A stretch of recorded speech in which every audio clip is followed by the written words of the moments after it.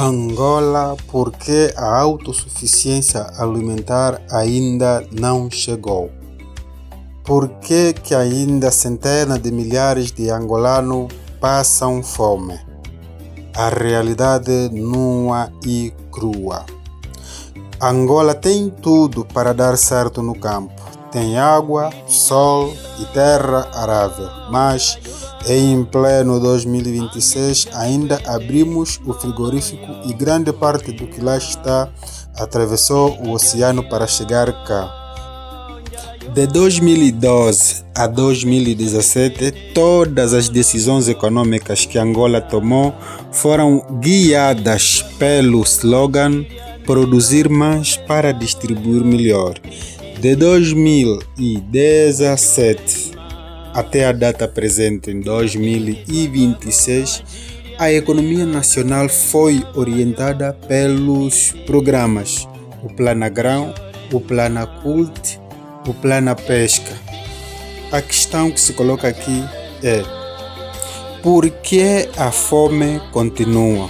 Se existem tantos planos e bilhões investidos, onde é que estamos a falhar?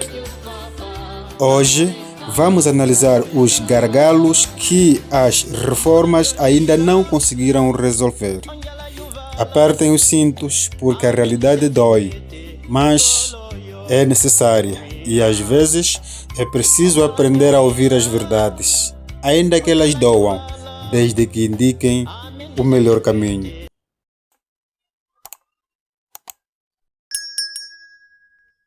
"24 anos de paz do calar de armas, nos deparamos ainda com problemas muito sérios mesmo da situação das vias secundárias e terciárias. E como consequência disso, a comida morre nas estradas.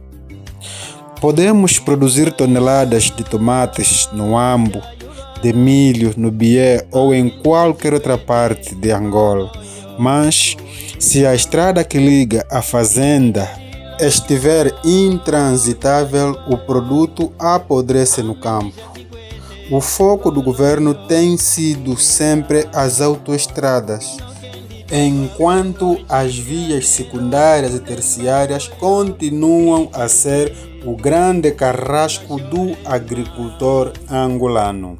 E surge aqui um ponto crítico: o custo do frete acaba por ser mais caro do que o valor da própria colheita. E o que isso significa para o agricultor?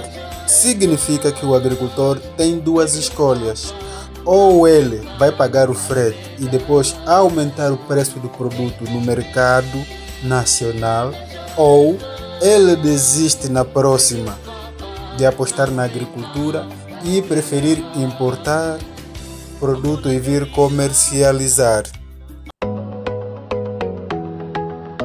Cheguei à loja, só tenho isso. Vamos ver no que vai dar.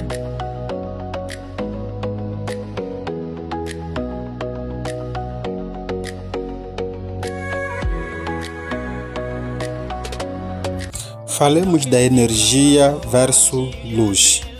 A agricultura moderna exige irrigação e conservação.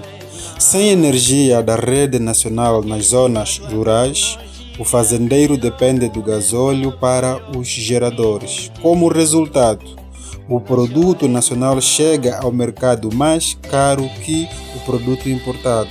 Portanto, a reforma agrícola não funciona se não for de mãos dadas com a reforma energética.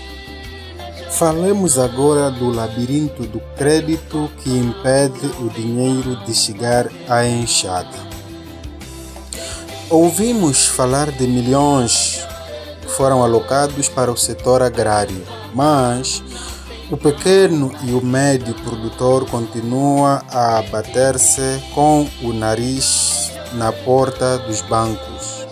As garantias exigidas são irreais para quem está a começar. Enquanto o crédito for um privilégio de alguns e não uma ferramenta Para muitos, a produção será sempre limitada, e isto traz ao de cima o problema da burocracia excessiva e a falta de títulos de propriedade de terra, que serviriam de garantias na concessão de créditos para os pequenos e os médios produtores.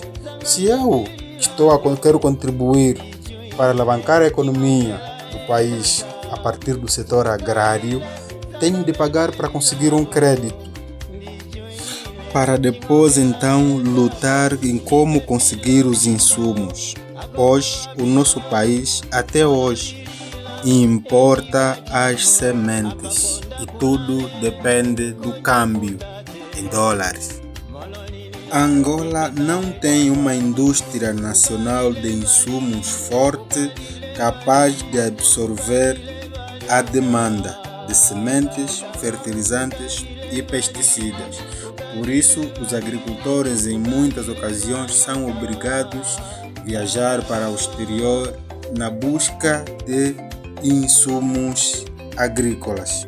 E seu Kwanza desvaloriza, o custo de plantar sobe imediatamente, o que significa somos reféns do mercado externo para tentar ser independentes do mercado externo.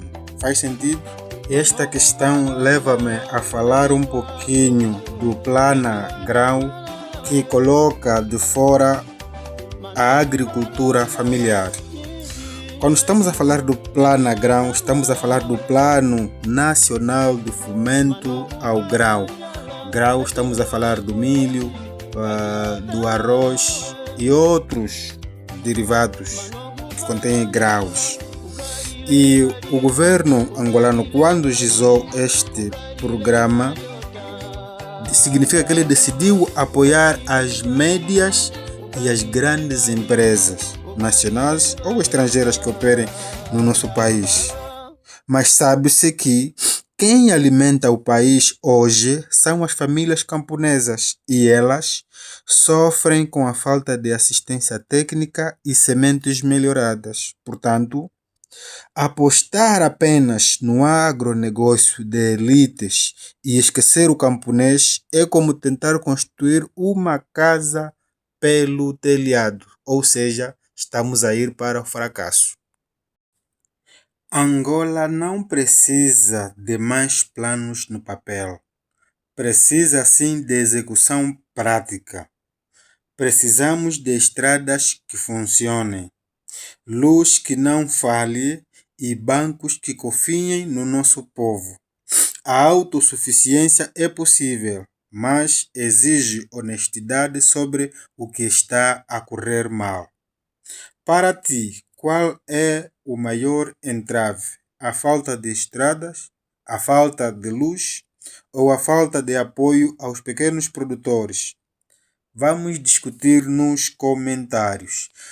Se achaste interessante este vídeo, dê um like, inscreva-se no canal e ajude-nos a crescer